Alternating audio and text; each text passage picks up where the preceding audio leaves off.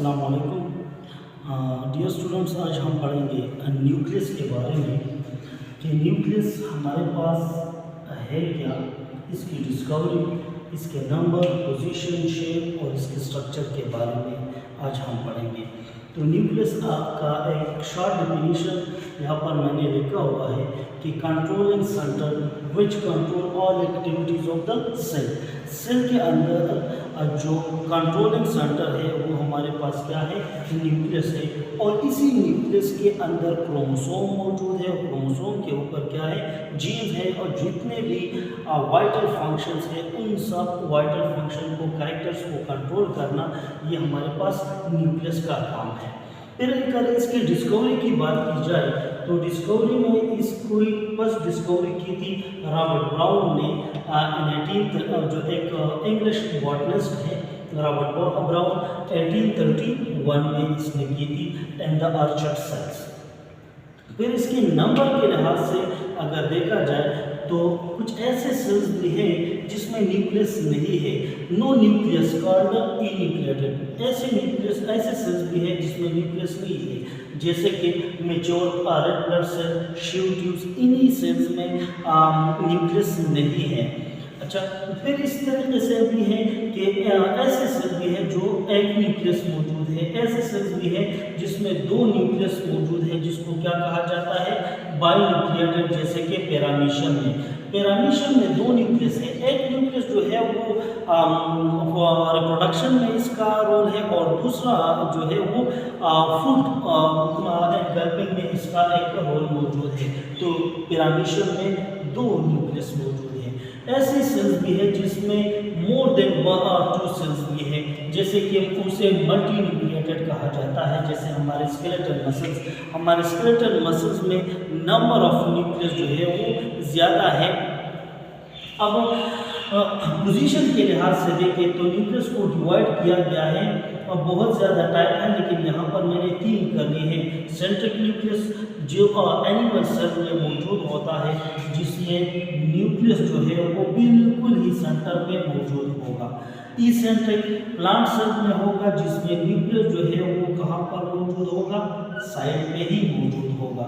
Column basal nucleus, इसमें हमारे पास क्या है, कॉलमनर एपिथेलियम सेल्स है और इन्हीं कॉलमनर एपिथेलियम सेल्स में जो न्यूक्लियस होगा वो बेस में ही होगा, तो इसी वजह से इसको बेसल न्यूक्लियस कहा जाता है। शेप के लिहाज से अगर देखा जाए तो हमारे पास सर्कुलर न्यूक्लियस है जो बिल्कुल गोल होगा, इसी तरीके से स्फेरिकल इन शेप होगा। ओवल न्यूक्लियस जो हमारे स्मूथ मसल्स में है वो इस तरीके से ओवल लाइक शेप देगा।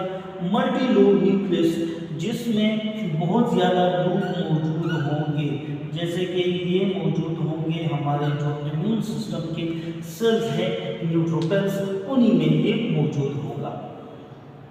तो डियर स्टूडेंट्स, ये तो था इसके नंबर, पोजीशन और शेप के लिहाज से इसकी थोड़ी बहुत क्लासिफिकेशन हमने कर ली। अब आ जाते हैं स्ट्रक्चर ऑफ न्यूक्लियस में। स्ट्रक्चर ऑफ न्यूक्लियस को अगर देखा जाए तो ये हमारे पास डबल मेम्ब्रेन होगा और इसी डबल मेम्ब्रेन को क्या कहा जाता है, न्यूक्लियर एनवेलप कहा जाता है, जो लिपिड बाइलेयर से ही बना होगा। लेकिन ये एक इसमें आउटर होगा और दूसरा इसमें इनर मेम्ब्रेन होगा। और इसी आउटर मेम्ब्रेन से इसी तरीके से ये क्या करेंगे, एलांगेट कर जाएंगे और एलांगेशन के नतीजे में ये हमारे पास बनाएगा एंडोप्लाज्मिक रेटिकुलम। फिर अगर देखा जाए तो न्यूक्लियर एनवेलप के बाद हमारे पास इन्हीं न्यूक्लियर मेम्ब्रेन के अंदर क्या होंगे, माइक्रोस्कोपिक पोर्स होते हैं और इन्हीं पोर्स को क्या कहा जाता है, न्यूक्लियर पोर कहा जाता है। इसको क्या कहते हैं, न्यूक्लियर पोर। न्यूक्लियर पोर हमारा इसका जो डायमीटर होगा वो 9 नैनोमीटर होगा और इससे जो मॉलिक्यूल पास होंगे वो 4400 मॉलिक्यूलर वेट वाले मॉलिक्यूल इससे पास हो सकते हैं। इससे ज़्यादा के जो मॉलिक्यूल्स हैं वो पास नहीं हो सकते। इससे आरएनए, मैसेंजर आरएनए, राइबोसोम्स और कुछ मॉलिक्यूल, प्रोटीन के मॉलिक्यूल इससे पास हो सकते हैं। इसकी कंपोजिशन को अगर देखा जाए तो ये न्यूक्लियर पोर जो है ये 100 डिफरेंट टाइप्स ऑफ प्रोटीन से ही बना है। देखिए ये एक प्रोटीन है, ये दूसरा है, तीसरा, इस तरह से। और यहाँ पर एक कैरियर भी मौजूद होगा। क्या चीज़ मौजूद होगा? कैरियर। कैरियर ये चीज़ों को बाहर से अंदर की तरफ और अंदर से बाहर की तरफ ले जाने में ये हेल्प कर देता है, ये कैरियर प्रोटीन। फिर अगर देखा जाए तो न्यूक्लियर एनवेलप मैंने बात कर ली कि ये आउटर भी है और इनर भी है। इनके दरमियान एक स्पेस मौजूद होता है और इसी स्पेस को क्या कहते हैं? पेरीन्यूक्लियर स्पेस, और जिसकी डायमीटर हमारे पास आती है 20 से लेकर 40 नैनोमीटर इसकी डायमीटर आती है। फिर अगर ओवरऑल साइज देख लें न्यूक्लियस का, तो वो हमारे पास आ जाता है कितना? 5 माइक्रोमीटर इसका साइज ही आएगा। फिर अगर हम न्यूक्लियस के अंदर चले जाएं तो न्यूक्लियस के अंदर एक लिक्विड पार्ट मौजूद है और उसी लिक्विड पार्ट को क्या कहा जाता है? न्यूक्लियोप्लाज्म कहा जाता है। ये भी साइटोप्लाज्म की तरह ही पार्ट है, एक लिक्विड है। इसमें मुख्तलिफ किस्म के एंजाइम मौजूद होंगे जो डीएनए के रिप्लिकेशन में क्या करेंगे? काम आएंगे। डीएनए रिप्लिकेशन के लिए जो एंजाइम है वो यहाँ पर मौजूद होंगे। इसमें डाइवैलेंट आयंस होंगे जैसे कि मैग्नीशियम, मैंगनीज। ये एंजाइम एक्टिवेटर्स इनको कहा जाता है। ये एंजाइम को एक्टिवेट करते हैं।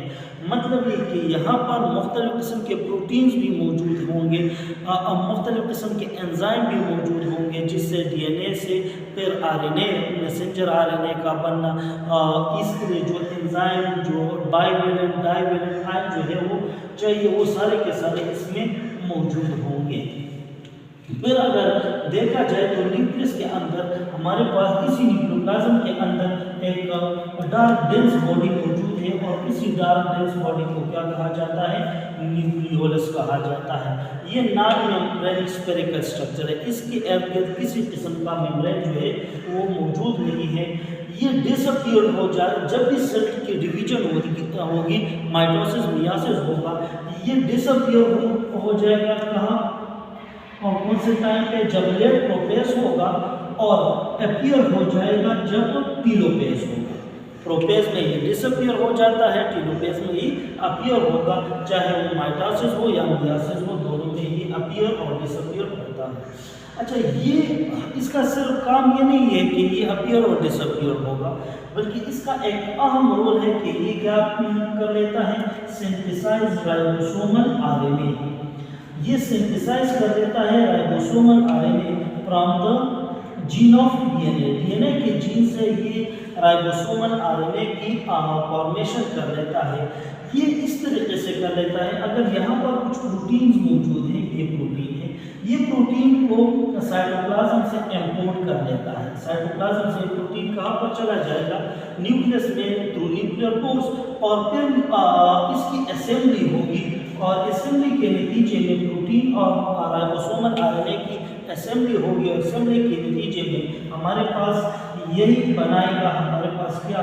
राइबोसोम के स्मॉल और लार्ज सब यूनिट। और इसी तरीके से जब राइबोसोम के स्मॉल और लार्ज सब यूनिट बन जाते हैं तो न्यूक्लियर पोर्स वो फिर बाहर आएंगे और फिर प्रोटीन सिंथेसिस में हेल्प आउट कर लेंगे। फिर इसके बाद हमारे पास एक स्ट्रक्चर आ जाता है जिसको क्या कहते हैं? Chromatin material. क्रोमैटिन मटीरियल हम उसको कहते हैं complex of protein and DNA. मतलब ये कि ये कॉम्प्लेक्स है डीएनए और प्रोटीन का। इसमें प्रोटीन के हिस्टोन प्रोटीन और नॉन हिस्टोन प्रोटीन जो है वो मौजूद होंगे। यही क्रोमैटिन मटीरियल जब सेल डिवीजन के दौरान ये कंडेंस हो जाएंगे तो ये हमारे पास क्या बनाएगा? ये हमारे पास बना लेगा क्रोमोसोम। और फिर हम कहते हैं कि क्रोमोसोम हमारे पास हेरेडिटरी मटेरियल है और ये कैरेक्टर को ट्रांसफर कर लेता है from parents to their offspring.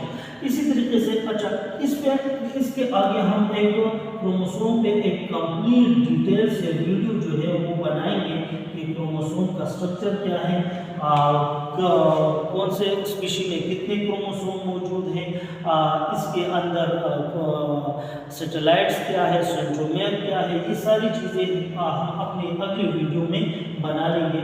लेकिन डियर स्टूडेंट्स, हमने ये न्यूक्लियोलस जो है इसके नंबर जो है वो स्पीशी पे डिपेंड करते हैं कि कौन सी स्पीशी है। हो सकता है कि स्पीशी हमारे पास ऐसी भी हो कि इसमें एक न्यूक्लियस होगा, 2 भी हो सकते हैं, 3 भी हो सकते हैं। तो न्यूक्लियोलस पे ही ये डिपेंड करता है कि स्पीशी पे ये डिपेंड करता है कि न्यूक्लियोलस के नंबर। और न्यूक्लियोलस जो है इसका एक अहम रोल है किस चीज़ में, सेल के डिवीजन में। सेल के डिवीजन में इसका एक अहम रोल है। और सेल की जो लाइफ स्पैन होगी वो कितनी होगी, इसमें भी न्यूक्लियोलस का एक अहम रोल जो है वो मौजूद है। डियर स्टूडेंट, फिर से मैं बता दूं, ये हमने स्ट्रक्चर ऑफ न्यूक्लियस तो कर लिया, लेकिन न्यूक्लियस के अंदर जो मेन चीज़ है वो क्या है, क्रोमोसोम है। उस पर हम इंशाल्लाह डिटेल से वीडियो बनाएंगे। Thank you.